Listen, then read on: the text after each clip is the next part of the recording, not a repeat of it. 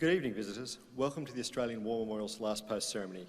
My name's Michael Kelly, and joining this evening from the Royal Australian Navy is Commander Paul Mogger. We warmly welcome the family of Private Harry Herbert Davis, whose story will be told shortly. We welcome the veterans who have served, those that are still serving, and the families that support them. We acknowledge the members of RSL and Services Clubs Association, RSL Victoria and RSL Queensland, who are watching the broadcast of this ceremony across Australia. During this evening's ceremony, wreaths will be laid at the base of the Pool of Reflection by family and visitors to the memorial. Please stand and join in singing the National Anthem.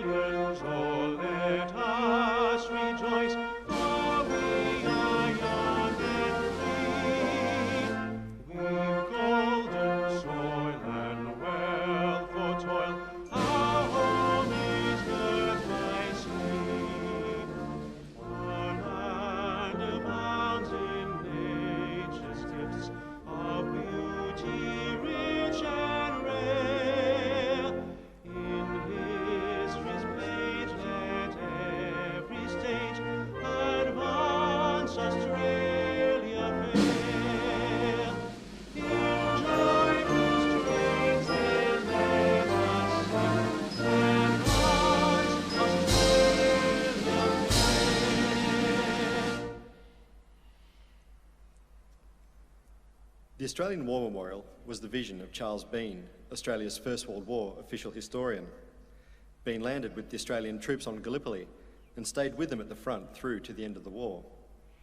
The idea of this national memorial and museum came to him at Pozières, France, in the depths of the bloody fighting of 1916.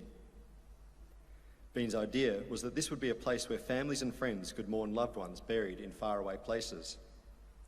It would also be a place that could help all Australians understand what these men and women had endured and what they had done for us. Bean's vision, to which we remain true, is best expressed as inscribed in the entrance to the memorial's galleries. Here is their vision, in the heart of the land they loved.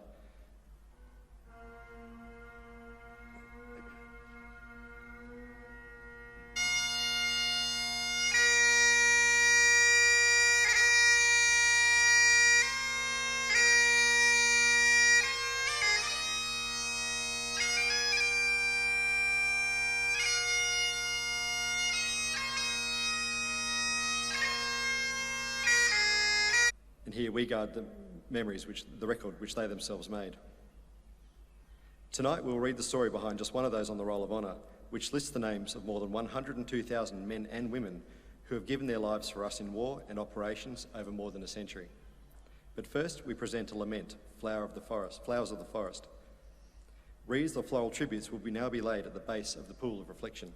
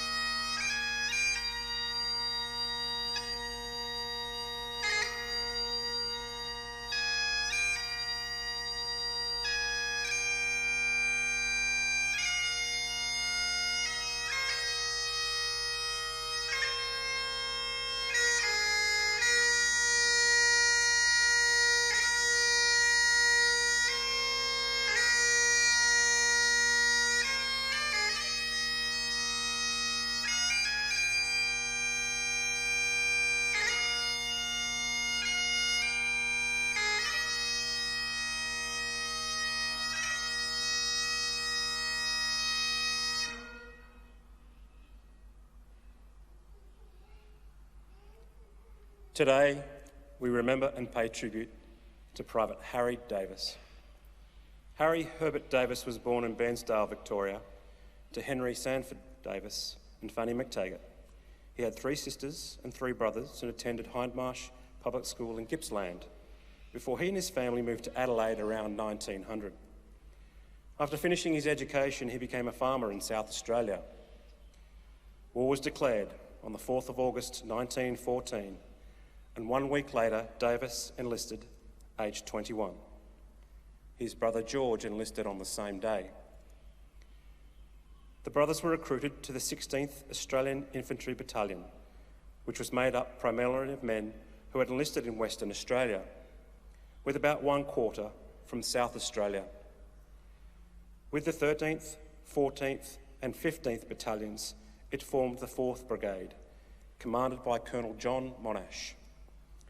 The 16th Battalion embarked for overseas from Melbourne, and on the 22nd of December 1914, arriving in Egypt in early February 1915. There, the 4th Brigade became part of the New Zealand and Australian Division. After further training in Egypt, the 4th Brigade was assigned to be part of the Anzac landings on Gallipoli on the 25th of April 1915. The 16th Battalion landed late in the afternoon of the 25th and set about gaining a foothold on the Turkish peninsula.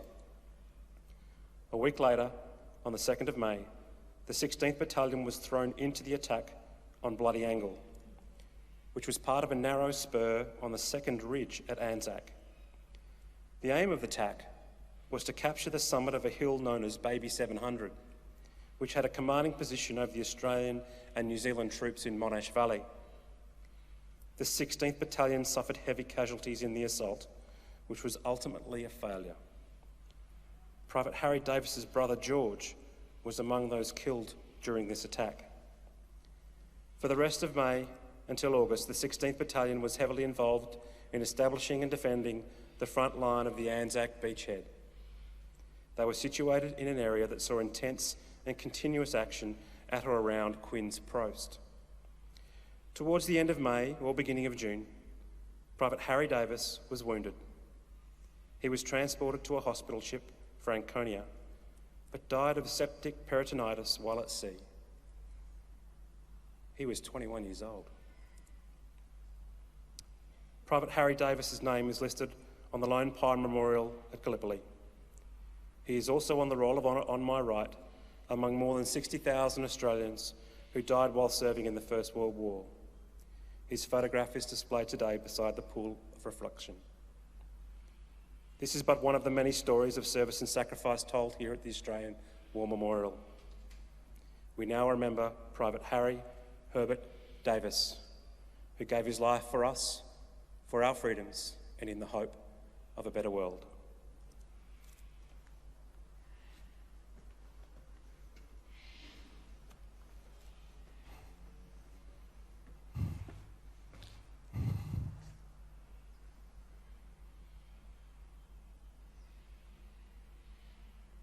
They shall grow not old, as we that are left grow old.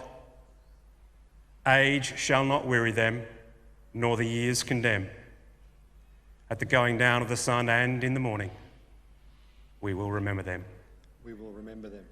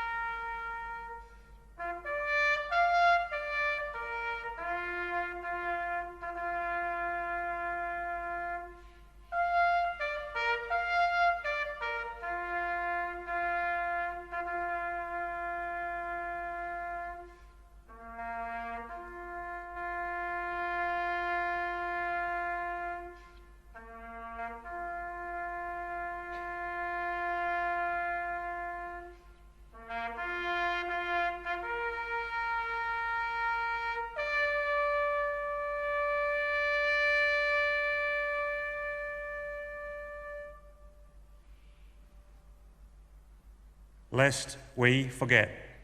Lest we forget.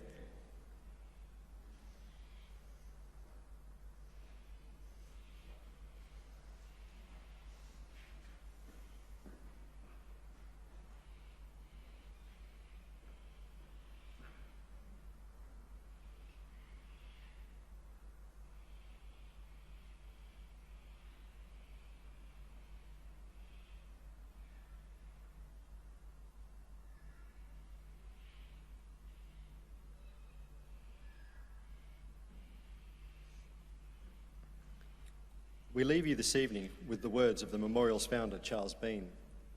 Many a man lying out there at Pozier or in the low scrub at Gallipoli, with his poor, tired senses barely working through the fever of his brain, has thought in his last moments, well, it's over. But in Australia, they'll be proud of this. Ladies and gentlemen, that concludes the last post ceremony. We thank you for visiting the Australian War Memorial today, and thank you.